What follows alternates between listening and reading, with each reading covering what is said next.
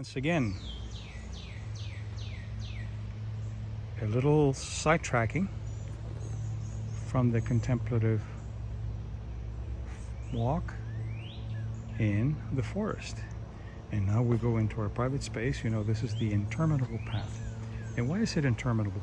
Because it loops, just like our lives. It goes round and round. And if you're not aware, you'll rerun what you've already done. So here we are, making vitamin D with the sun.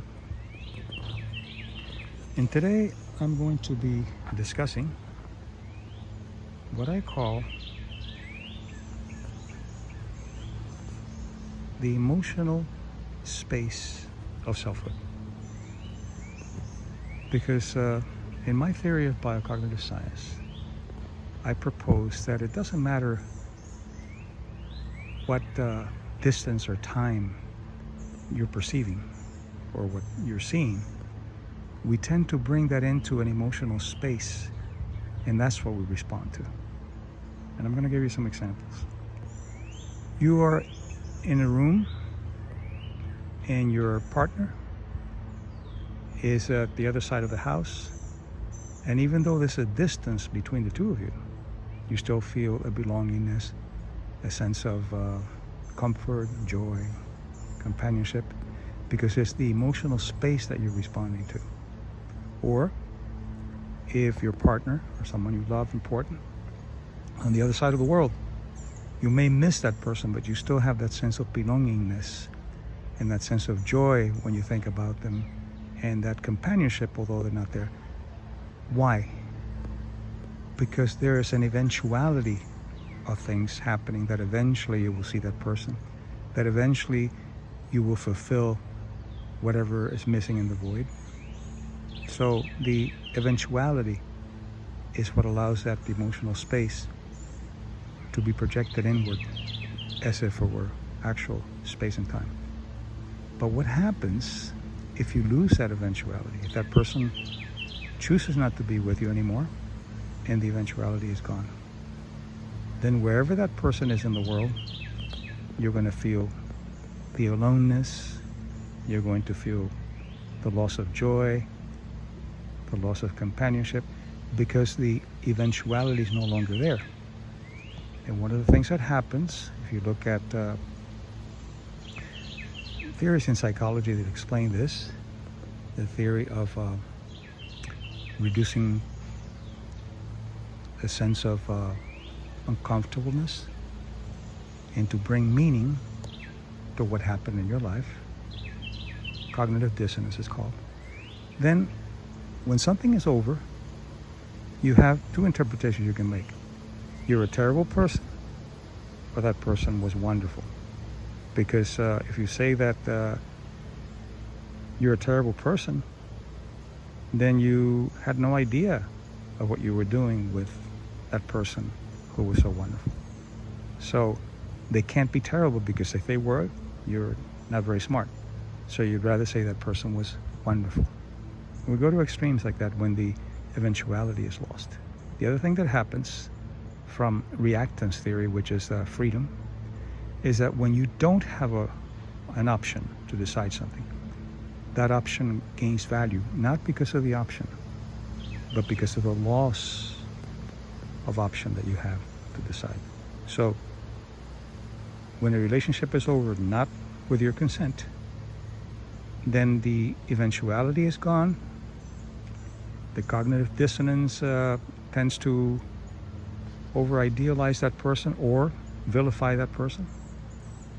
And the reactance that you lost the option to be with that person brings the value up. So that's what you're dealing with when you're trying to work through the end of something that was valuable to you in your emotional space. And that's where it needs to be worked out, in the emotional space, because the other one doesn't matter. It's where you perceive and contextualize within you. So how do you do it? Well, first you realize at the physiological level, the most physiological neuropsychological level, that person gave you pleasure, just like a drug does. You have dopamine secreted from the parts of the brain that have to do with reward, nucleus accumbens and other areas, and that person gave you pleasure. When you think of that pleasure, then the brain responds as if that person's there, just like a drug, and you feel the pleasure. But then there's no eventuality. So you feel the pleasure, but you can't have the drug. So you see now that it's a physiological process, but it's not only physiological because we're not robots. We create our physiology and we co-author it. So what do? The same thing you do when you're getting rid of an addiction. First thing you do is you become aware that you're having a reaction from some of your memories of the pleasure points that you had, the dopamine and endorphins and other kinds of neuropeptides and transmitters. First thing you do is you take a deep breath. You take a deep breath. You don't think. You take a deep breath to break the chain. You take another deep breath.